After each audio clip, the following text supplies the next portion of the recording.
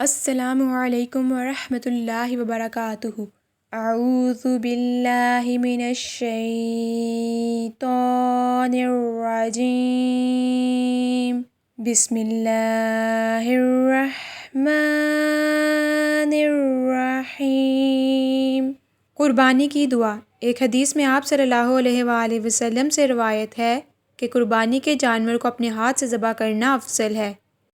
ایک اور حدیث میں روایت ہے، جانور کو قبلہ رخ لٹا کر اور اس کے پہلو پر پاؤں رکھ کر یہ دعا پڑھ کر تیز چھری سے ذبح کرنا چاہیے۔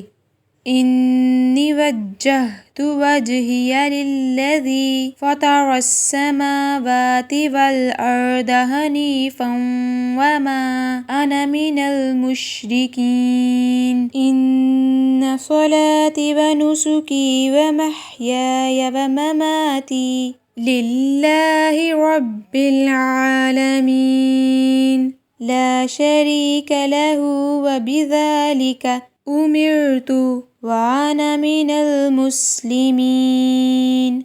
ترجمہ: میں نے اپنا منہ اس ذات کی طرف کر لیا جس نے آسمانوں اور زمین کو پیدا کیا، اور میں مشرکوں میں سے نہیں ہوں۔ بے شک میری نماز، میری قربانی، میرا جینا، میرا مرنا سب اللہ تعالیٰ کے لیے ہے جو سارے جہاں کا پروردگار ہے، اس کا کوئی شریک نہیں، اور اسی کا مجھے حکم دیا گیا ہے اور میں مسلمانوں میں سے ہوں۔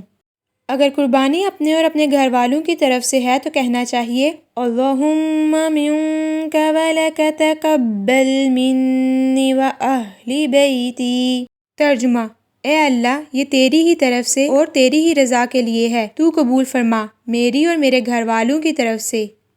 اور اگر قربانی دوسرے کی طرف سے کرنی ہے تو کہنا چاہیے، اللہم تقبل من، اور پھر اس دوسرے شخص کا نام لینا چاہیے جس کی طرف سے قربانی ہو۔ پھر بسم اللہ، اللہ اکبر کہتے ہوئے تیز چھری جانور کے گلے پر پھیر دیجیے اور ذبح کرنے کے بعد یہ دعا پڑھیے، اللہم تقبلہ منی کما تقبلت من خلیلک ابراہیم وحبیبک محمد علیہ الصلاۃ والسلام۔ اگر جانور میں کئی حصے دار ہوں تو منی کی جگہ من کہیے اور اس کے بعد حصے داروں کے نام لیجیے۔ جزاک اللہ۔ السلام علیکم ورحمۃ اللہ وبرکاتہ۔